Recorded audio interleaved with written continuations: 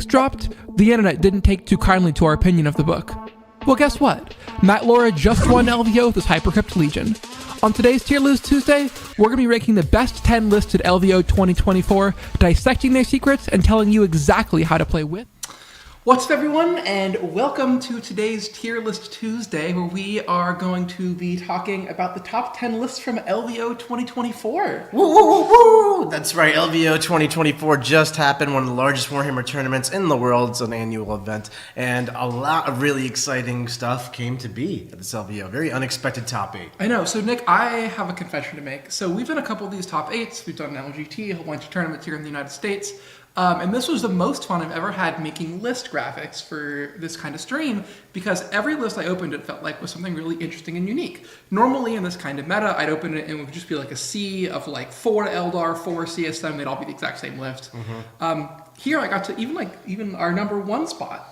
Quinton, our number 1 spot had a monolith. I cannot believe how Warhammer has come so full circle that we literally had a monolith winning first place at LVO. That's just not a thing, and now it is. Yeah, so there's a lot of really interesting lists. So basically today's list, the ones I selected, are not just, number 1 through 10 in order. If you want to look at those, you can go look at BCP. But instead, these are really interesting lists that went at least X and 1. So really good lists that performed very well, that are maybe a little bit different, maybe took a different approach.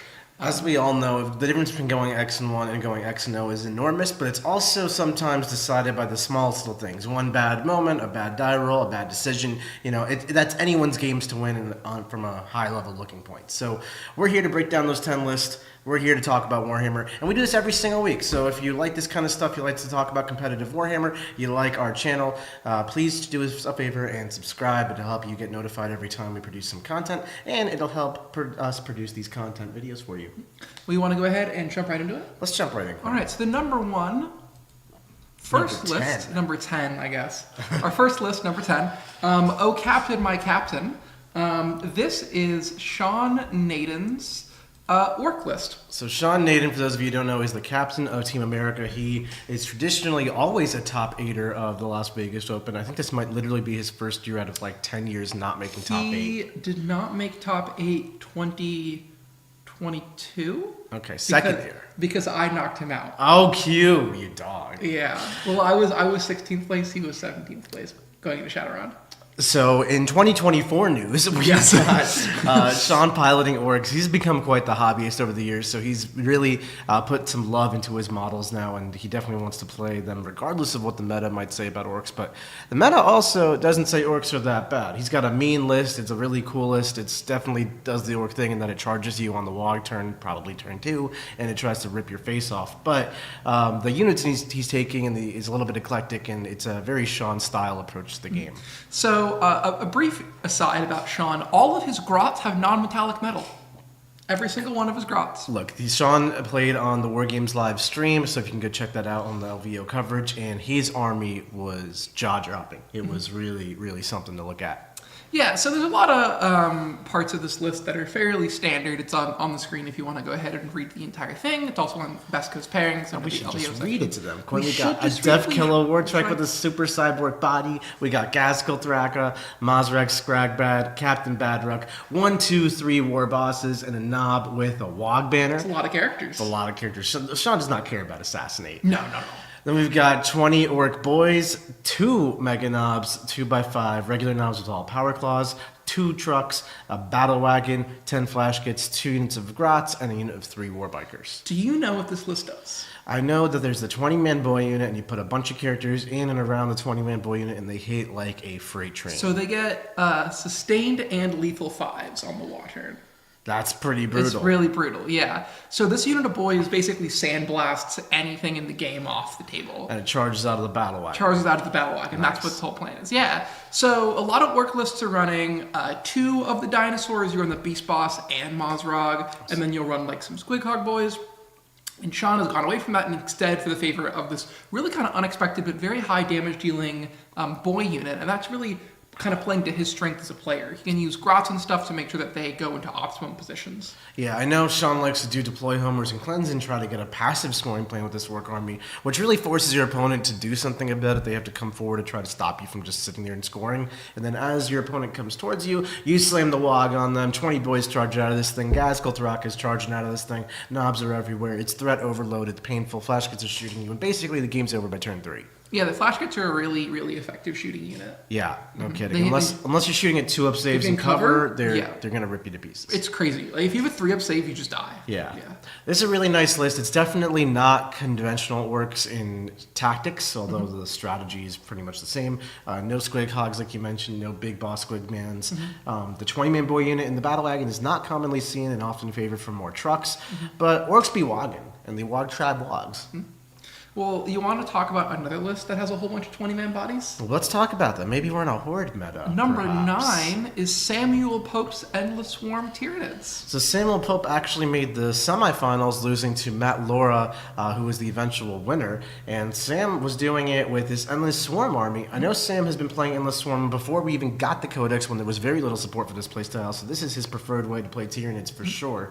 And he loves to do the pylons, the consolidates, the regenerating, all the little details to the micro level of the game. He likes to take advantage of that really well with this army. Yeah, so one thing that I think is really interesting, one of the reasons I selected this list, is it's kind of a hybrid style of Endless Swarm.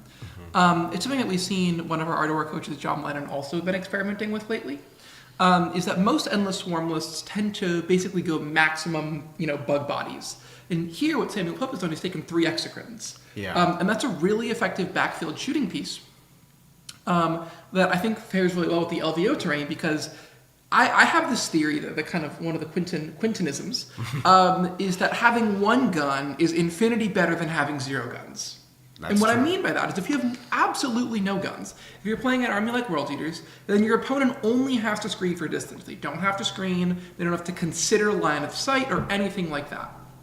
Having at least 1 gun means that if your opponent is being very disrespectful of you, you're able to take advantage of that in a way that you couldn't if you have no guns.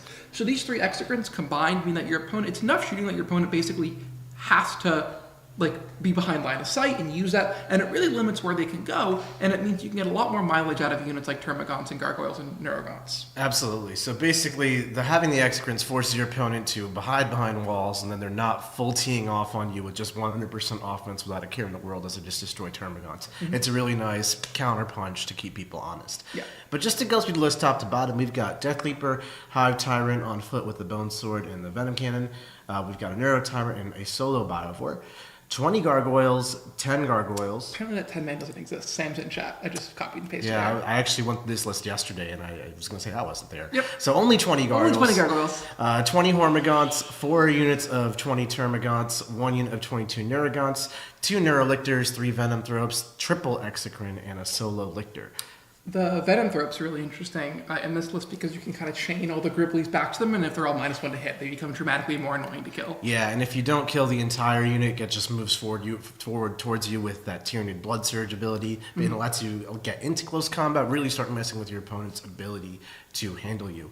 Where this list kind of struggles is if you run into somebody who can just pick up 20 dudes right in 1 activation, kind of on repeat, somewhat similar to what Immortals with Tesla could do in the Necron matchup. So one interesting thing about this list actually is that if you continuously just kill 1 unit, it comes back to life. So a really good strategy, and something we actually saw Matt Laura do in the semifinals, is whittling down a bunch of the Gaunt squads and then killing a whole bunch of them in the same phase, so they can't all come back. Because it's a 2-piece CP strategy to revive a 20-man, which if you kill the 20 gargoyles right after they move, block you and contest your objectives, and then they come back to life and do it again, you're basically in the endless loop of the horde that they want you in. If you damage all the 20-mans to 5, 6 spans where they're literally kind of pointless, maybe you take a primary sacrifice on that turn, but then you finish them all off on the following turn, well, only 1 unit comes back and you're making real headway. I love that. So list is definitely really tactical, very skill-oriented, so kudos to Sam for piloting it so well. We're actually going to get Sam on the Art of War podcast this coming week, so if you want to hear from the horse's mouth how exactly this list plays and operates, how its matchups go, and how you can handle some of the things that do kill your hordes effectively, check out the Art of War podcast on AOW40k.com.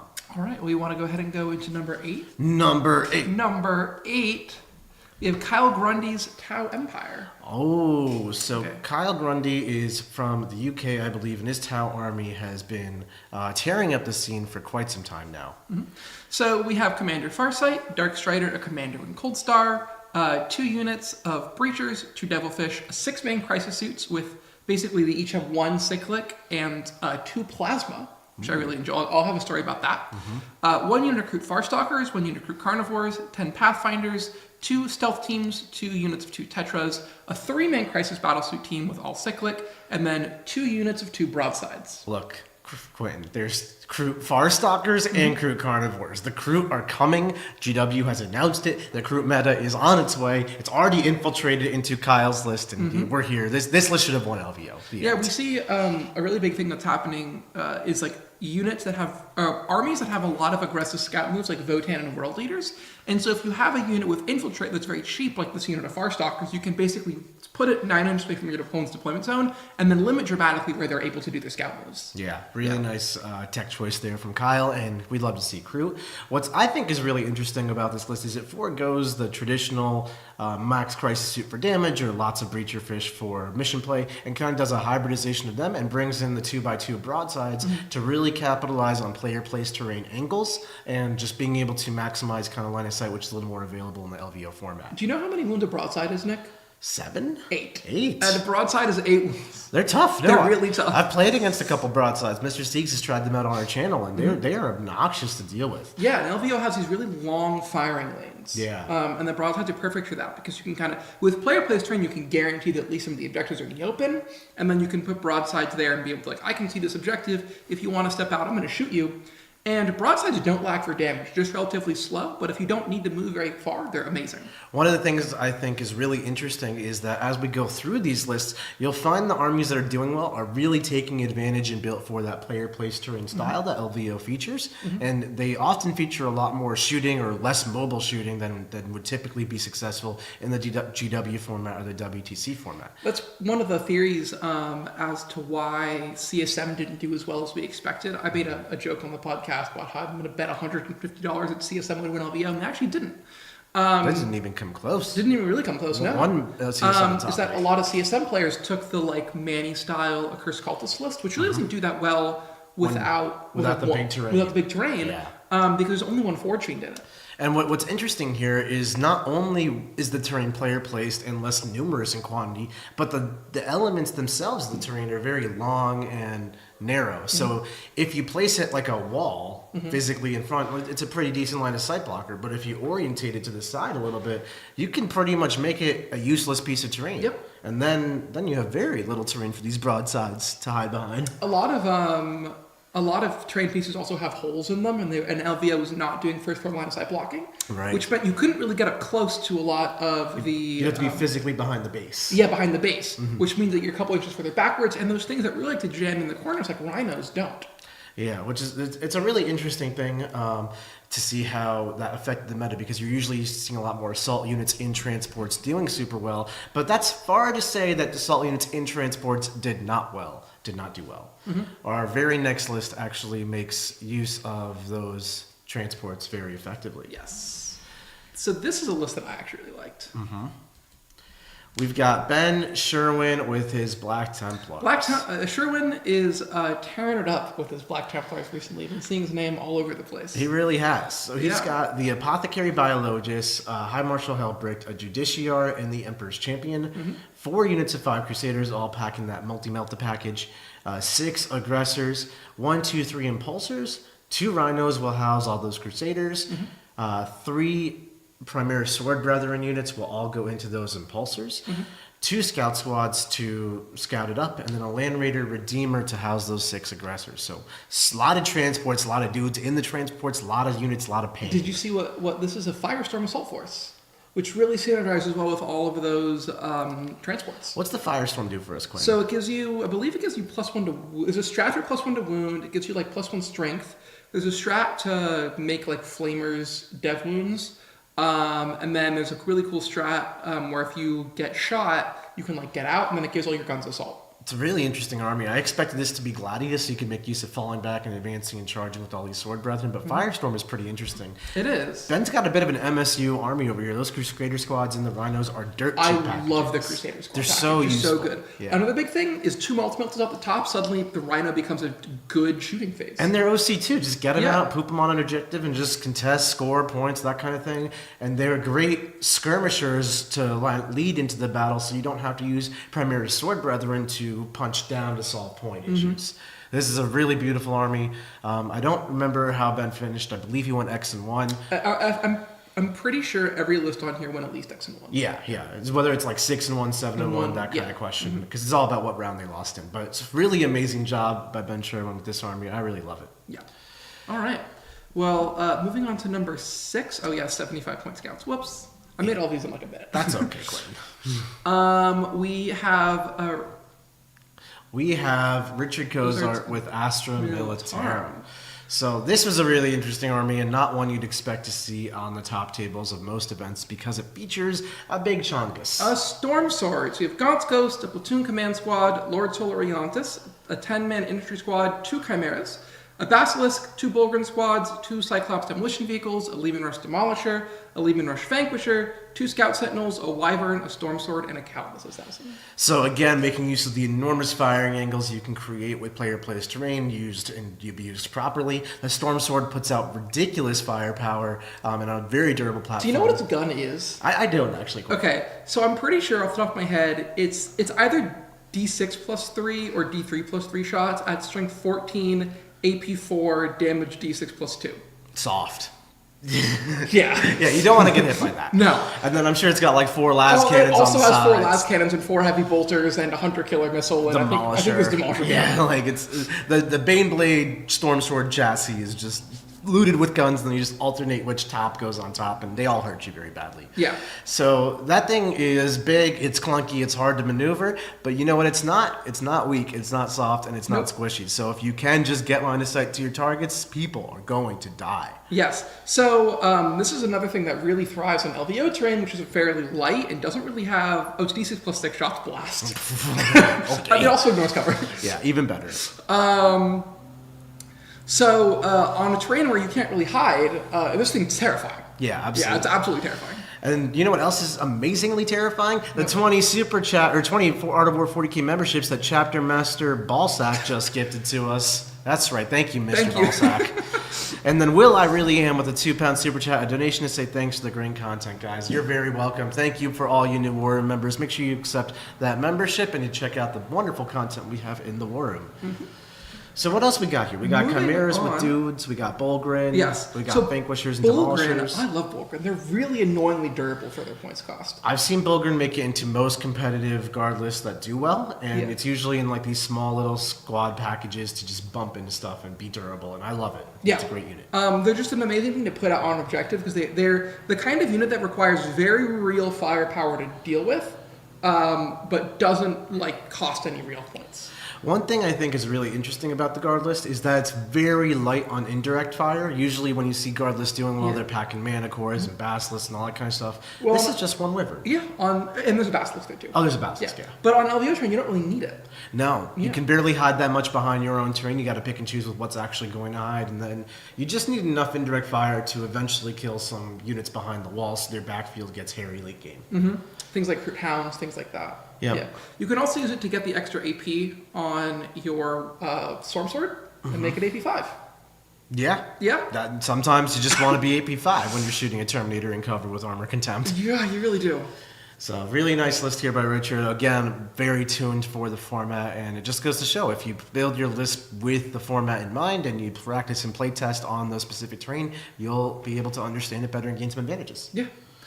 All right, so this is a list that I think is really interesting. This is Canoptic Court. Guess how many wraiths are in it? How many, Quinton? 0. 0? 0. Oh, wow. So not only is our winning list featuring 0 wraiths, spoiler alert, but this list here, who almost made top 8, losing only to Matt Laura, our winner, in a Necron Mirror, also featured no wraiths. I thought wraiths were broken. I thought they were too. Maybe they are. Maybe they are broken. But maybe everything is good. Maybe we can say that Necrons are just good. Necrons are a good army, folks. Say that Necrons are good. So this Canoptic Court, which really you would think synergizes with the Canoptic Wraith units and Canoptic Scarabs and those things, is barely making use of that stuff. But it does have 2 Chronomancers, 2 Satan, one is the Nightbringer, one is the Void Dragon, Illuminor Zeras, Imhotep the Stormlord, 1, 2, 3 Plasmancers, and then 1, 2 Royal Wardens. A total of 11 characters in this thing. This does not care about Assassinate. No. And then the backbone here, the hilariousness is 50 Immortals.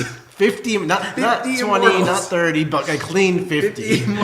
3x3 Scarabs because you have to pretend that there is a mission to be played. And then 1 Locust Destroyer. Someone's got to do it. Well, I don't know how this army works quite. There's clearly 11 characters join 50 Immortals. So, in this army, basically some of the Immortals are going to get like either lethal or sustained 5s, probably depending on what you're playing into, and then the other 2 are going to be able to move around and do like a movement shenanigans. Does this army have access to fallback and shoot and stuff? I think the Royal Wardens give it to They you. give that to you also. Yeah. So it kind of just keeps on coming and shooting you with high OC that regenerates. There's also 2 Catan.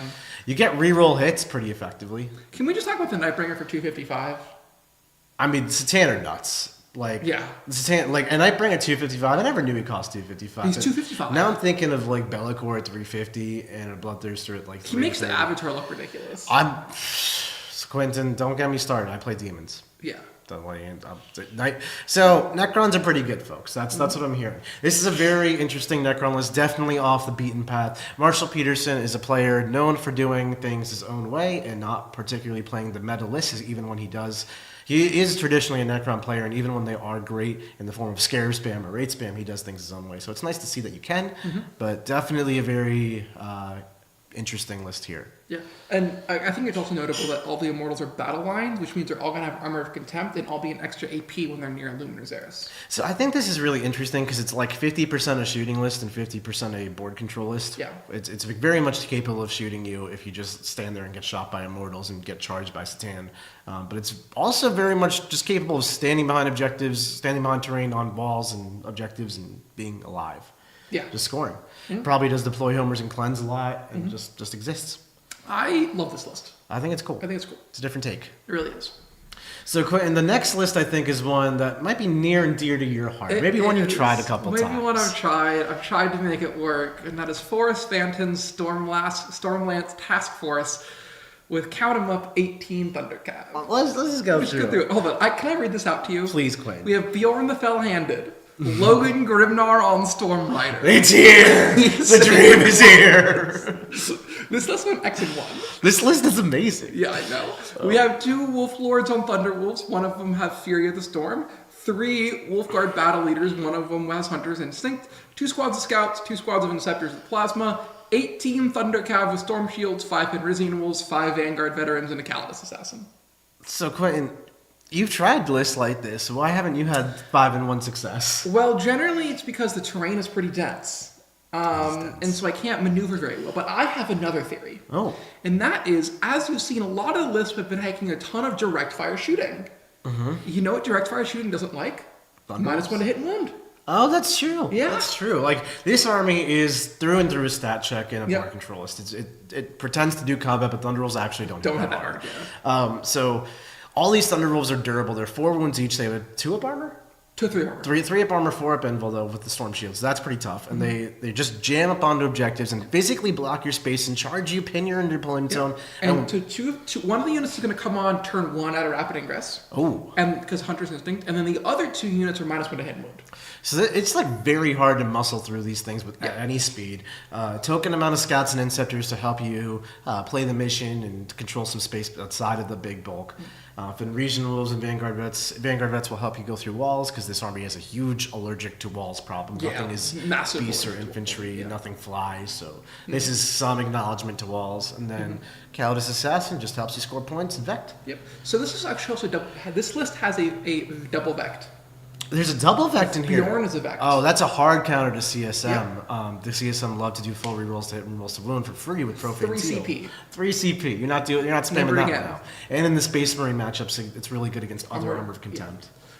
For the terrain format, I really like this list. I do too. I mean, if it's not the kind of army that you would expect to do well after you put it on the board a few times because you do run into those logistical challenges and you're like, wow, all my stats are only so impactful because you can only apply so many.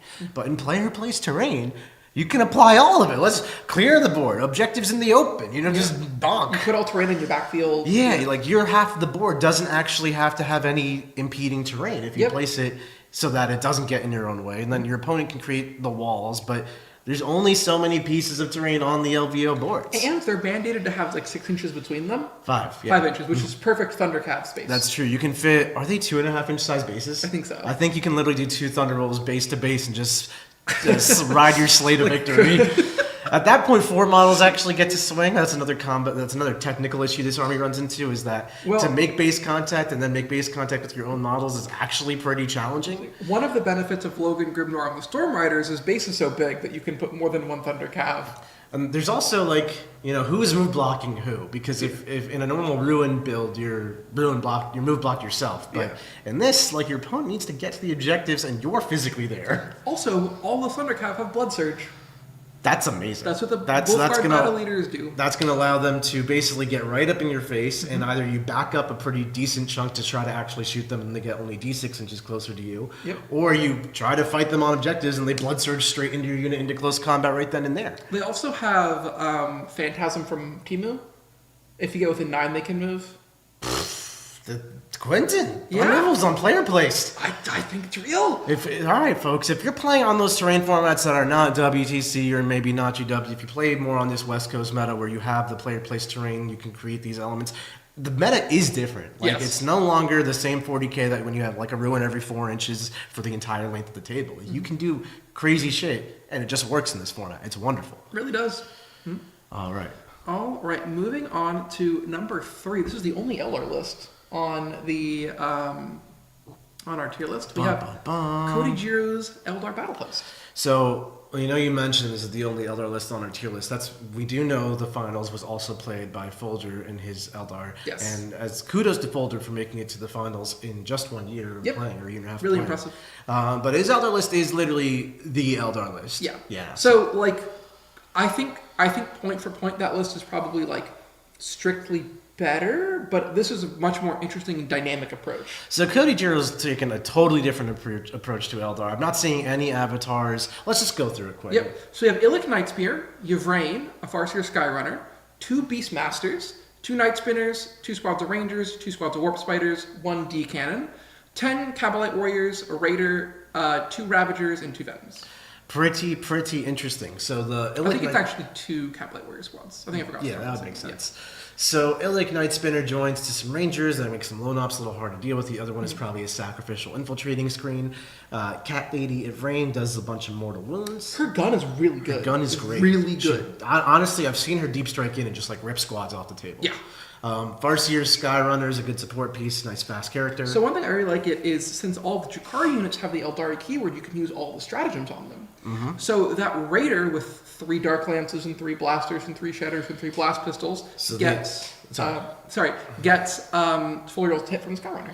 That's really nice. So basically the idea is kind of similar to what Dark Eldar tried to do with paint tokens and just their faction is you combat squad the Cabalite Warriors, so 5 go in the Venom, 5 with the guns go in the Raider, and you do that twice. So this Raider's packing 3 Dark Lances, 2 Blasters, a bunch of other stuff, and then the guide from the Farseer just reroll hits on all of it. That's pretty nice. Yeah. Then you can fire and fade it. Or Phantasm. Or Phantasm. Or you can't Phantasm, but you can fire and fade it. Then we've got Tombs of Spiders. They're just great. A solo D cannon. That's an interesting choice. But with a Farseer helping out to make auto 6 with Fate Dice, that definitely helps. Yeah. Apparently, Cody Giro tied Matt Laura. He did. So this was the only chink in Matt Laura's 10-0 finish. He actually went 9-0-1, and he drew Cody Giro in, I believe, the Shadow Round, or the round before the Shadow Round, so that they both qualified for the Shadow Round. Yes. At 90-90.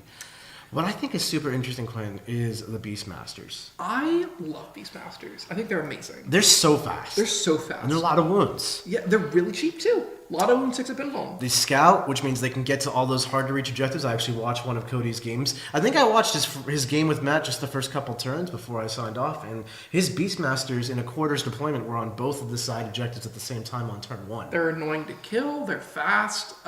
They're beasts. They can go through walls. The Beastmaster himself is mounted, so he can't go through walls, but a lot of times he just goes around. And the Beastmaster has a pistol, so that makes them very actionable. They can do actions in combat. I think he also has an assault weapon. I believe they can advance in action. They're very utility unit for 1 to 5. The thing I dislike about them is that they give up Assassinate. Yeah. But I don't think this army cares so much about that. No. But you know what we do cares about? We care about the $2 super chat from Jack Canucks. So sad Matt Admech only had 17 players and a 33% win rate. That is sad. I do think Admech are a much better faction than that win rate would lead you to believe. I agree. Mr. Seeks has been doing great things about Admech, and he's actually got some Admech coaching getting started up in the War Room. So if you're interested in learning about Admech, you can check out our 3-day free trial in the link below, thewarroom.vhx.tv. And then we also have Grokvar, who gifted 10 Ardor 40k membership. Grokvar, helping spread the War Room love. Thank you so much for your wonderful donation. War Room members, welcome. Join that Discord. Get that access to those videos. Enjoy your membership, and maybe we'll see you next month as well. All right, number 2. Number 2. Grey Knights. Grey Knights. Grey Knights in the top 10 Grey list. Knights. I thought Grey Knights were bad, they Me said. too. Oh, man. A different Grey Knight list, too, than what we've been seeing. Riley Janicek. Janicek. Hopefully we didn't I'm do sorry that bad. for butchering your name. Caldor Drago, Yep. Castellan Crow, Yep. 3 Brotherhood Librarians, double Grandmaster Dread Knights, 1, 2, 3, 4 units of Terminators, and a 10-man Purifier squad. Yep. All right, so this is breaking a lot of different conventions I see that Grey Knights typically run. I usually am used to seeing 10-man Terminator bricks, 10-man Paladin bricks. The Crow Purifier unit, I've played against it. I think it's awesome, and I'm glad people are taking it more often. Triple Librarian, I'm always shocked when Grey Knights don't have Triple Librarian. I'm very thankful when they don't have Triple Librarian. Yes. Because they're like, wow, you're just leaving 20 mortal wounds a turn on the table. Cool. They do so many mortal wounds. It's crazy. It's horrible. I mean, they just pick what they target and it's dead. Lone ops, I don't care. The thing that I'm not used to seeing, but I will say have made a lot of listen over the Australia land, is these Grandmaster Dread Knights. I agree. They hit pretty hard. Do they? Yeah. What do they hit? So I'll give you the exact stats. Yeah, I'm curious. They're actually a unit I really have not explored this edition. So they give you, I get once per game, they get like 4 rolls to hit and wound or something. Yeah. Well, Quinton's pulling that up. I mean, it's got to be doing typical Grey Knight stuff of going on and off the table. Each Terminator squad probably joins to a Librarian. The 4th joins to Drago. So these units punch in close combat with Drago. They're pretty durable. They're good OC, and they do an incredible amount of damage with those smites from the Librarian. So once per game, it gets 4 rolls to hit and wound against a vehicle or monster. And then you give it a Demon Hammer, which is 5 attacks at strength 14, AP 3, D6 plus 1 damage. So it actually kills vehicles in a way that other Grey Knights can't. That's a huge factor. I mean, being able to basically just kill vehicles is a huge failing point of Grey Knights. One of the biggest challenges is like the Rhino for the Grey Knight army deal with. Yeah, problem. And then you get your choice of 2 of pretty 3 good guns. What's the gun's profile like? So you have 12 shots at strength 6, AP 0, damage 1, hit with sustained hits. Or a 2d6 shot flamer at strength 6, AP 1, damage 1, which is just flamer. And then 6 shots at 10, 1, 3. Also not bad. Yeah. So it's shooting, it fights, it's not that expensive. It's a jack of all trades that can go up and down. It's also, I believe it's like 13 wounds to up save. Yeah, 13 wounds to up save, 4 up invuln. I really like that. Yeah, they're pretty solid. I'm going to go explore some Grey Knights. Yeah. Maybe they'll get some love in the balanced data slate. Maybe I'll be a Grey Knight player. If they get love in the balanced data slate, I'll be terrified. They'll be like our number 1 pick over here. They will be. Yeah. Speaking of which, drumroll please, the number 1 list at the Las Vegas Open.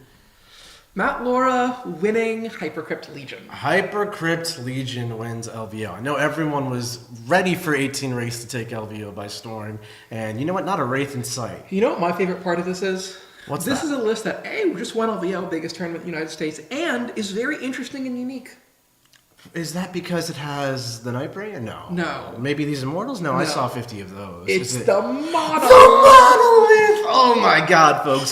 It has been like 5 editions clean since the monolith has been competitively playable. And now it just went from competitively playable to literally winning LVO. In a stylish fashion, I might add. When the book came out, I said that I think Hypercrypt was the best Legion. I just didn't have the experience playing Necrons. You and me both, Quinn. I really saw figure it out. teleporting Necrons. I saw going up in reserve. I saw 3 inch away, and I was like, sign me up. Yep. But, you know, there's one thing to see the potential, and there's another thing to practice the Necrons in this unorthodox style when all the pressures are pushing you towards the Canoptic Wraith build, and do it such a proficient and profound level that you go 10-0, 9-0-1, 9-0-1, yeah. and win the tournament. So kudos to Matt Laura for cracking the Hypercrypt Legion with the monolith and really putting it together. So this list has 2 Chronomancers, one with Dimensional Overseer and one with Osteoclave Fulcrum. It has a Catan Shard of the Nightbringer, a Catan Shard of the Void Dragon, something we've been seeing a lot. Those two Catan are insane, with 4-up Invuln, 5-up Funeral Pain, and half damage. Illuminator Xeris once again, Emotech the Stormlord, a Plasmancer with Arisen Tyrant, 2 squads of mortals with Gauss, 1 squad of mortals with Tesla, 2x3 Canoptic Scarab Swarms, 5 Death Marks, 3 Solo Locust Destroyers, and the Monolith. So this list operates in a very flexible pattern, as you'd expect from lists that can pick up 3 units a turn and put them into reserve, and then deep strike with almost anything, and then 3-inch away deep strike with 1 thing per turn. Basically, I believe the Osteoclave Fulcrum or Dimensional Overseer lets you do a 4th unit. Yeah, I think you can go up with 4 units too, so even more to the point. And then the Satans and the Monolith propose these enormously durable units to kill, and typically even armies like Eldar will struggle to kill all 3 of those throughout the course of the game. And most armies can barely scratch 1 or 2. Well, like say you have a Nightbringer, right, who's down to 1, you're like, back up. Heals in my corner for a turn or 2. Oh, he's now back up to full. Now he's going back into battle. So the Nightbringer and the Void Dragon are 2 of the best data sheets in the game for their cost. Both of them just like destroy things. The Void Dragon specifically great into tanks. The Nightbringer basically kills whatever it touches with enough time. It also has a big aura of splash mortals, which is really nice. Yeah, and the ability to put that big aura of splash mortals or just either of the Void Dragons right where your opponent doesn't want them. Because it's one thing when the Nightbringer or Void Dragon is like walking 8 inches a turn at 6 you. 6 inches a turn. 6 inches a turn at you. And it's another thing when it's deep striking 3 inches away, or you're getting 9 inches away and then trying to hit a YOLO 9 and making it. That's in and of itself a big problem. But then you add the Monolith coming in 3 inches away potentially, contesting an objective, being mega hard to kill, firing that particle whip and the Tesla rays. It has the death rays. Oh, it has the death rays, even better. And then the Mortals coming in and cleaning up basically the elite infantry and the Horde infantry with those Teslas. It's a really well-rounded list that picks and chooses its battles really well, so you don't have to fight your opponent all at once. And this was really highlighted in the Sam Pope versus Matt Laura semifinals game, where Sam had like 200 models and Matt had this not that hordy Necron army, and Matt really focused on the flank, chipped away at the gaunts very strategically, just chipping away units and leveraging the ability to use your toolbox in a way to win the game, essentially. It's really cool. We also saw it in the finals game where Matt was able to really aggressively move his Monolith in, but kill a bunch of stuff because Eldar are pretty squishy. Yeah. Yeah. That's the other thing. This army has got a great matchup into Eldar because being able to teleport 3 inches away and just get lines of sight onto all their squishy things they don't want you seeing lets you destroy their Warp Spiders and their Farseers and really run away with the mission while the Incarn and Wraithguard try to kill the hard targets and not score points. Eldar also absolutely hate Catan. Yeah, This is really not a thing we can deal with. And then for CSM, I'm not sure how the CSM match would go. Maybe that's something we can get on stream. But clearly, Matt Laura is able to take it down, beating our very own coach, Matt Morrisoli, in one of the earlier rounds of the event. Yeah. So kudos to Matt for coming up with a really amazing army. I think it's very innovative, a really fun way to play Necrons as opposed to jamming 18 Funeral Pain rates up the table. I'm kind of jealous. I like this one. I love this list. It's really cool. Every now and then I see a list where I'm like, I wish I'd come up with that. There were 2 on here that I wish I'd come up with. I did our weekly meta tournament review, which you can catch on this channel if you press subscribe. 2 weeks ago, we did a Necron list that won a super major in the UK, 380 people, and it was 18 Wraiths and no Satan. And now we're looking at Matt Laura's list, which is 0 Wraiths, 2 Satan, and a Monolith. So, anything's possible in Warhammer, which you absolutely love to see. You also love to see John McCardle with a $100 super chat. Thank you so much for your endless support for our channel and just Warhammer as a scene, John. You are absolutely a hero. Big congrats to Matt, and what a moment scoring enemy objective turn 1 for 12 points, secondary, and double 6 to save the Monolith. Amazing finals game, and also Quinton food fund. Quinton does need food. I do need food. Thank you so much, John. And we didn't even talk about that. That boxcard the 6s to keep the Monolith alive from the Incarn after it got shot by Fugit Anton Wraithguard. Did we catch the super chat? I think we got that super chat. Anyway, if we didn't, Will I really am? Thank you. He says, a donation to say thanks for the great content, guys. Absolutely. Thank you so much for watching, folks. We really could not continue to produce this kind of content without your endless support for our channel. If you're new here, we do content every single day surrounding competitive Warhammer. We just moved into a new studio. We're going to upgrade our production quality. You're already starting to see some of it. Thanks, Q.